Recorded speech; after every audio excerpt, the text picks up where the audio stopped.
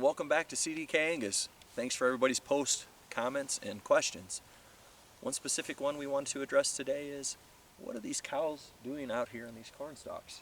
What could they possibly be eating? Well, I'm here going to answer that question today. Here in Illinois, we generate about 11 million acres a year, which represents about 12% of the corn crop nationwide. The benefit for cattle producers is it helps reduce cost and forage, right?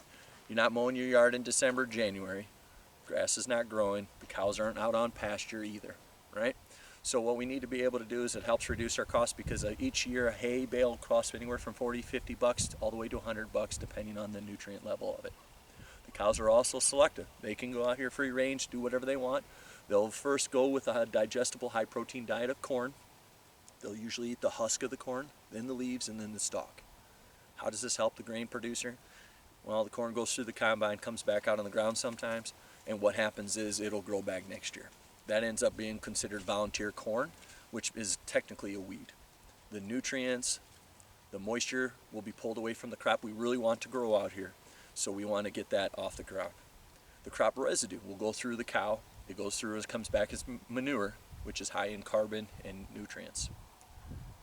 The hardest part of having these cows out here is you have to keep a close eye on them.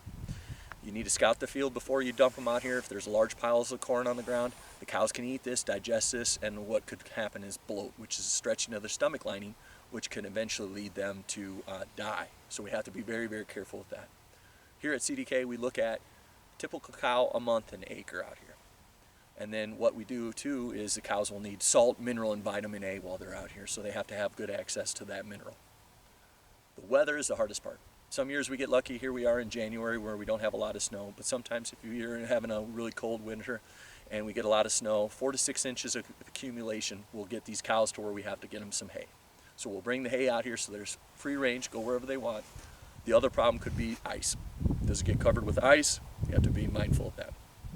A couple inches of snow is great for the cows because what it does is it gives them where they can take and ingest this, and it could be water, right? So it's good for these cows to be out here being able to do what they want to do.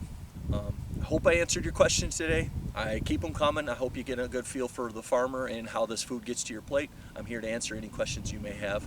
In the comments below, feel free to put whatever you want for your favorite cut of steak. Is it a ribeye, T-bone? Is it a filet?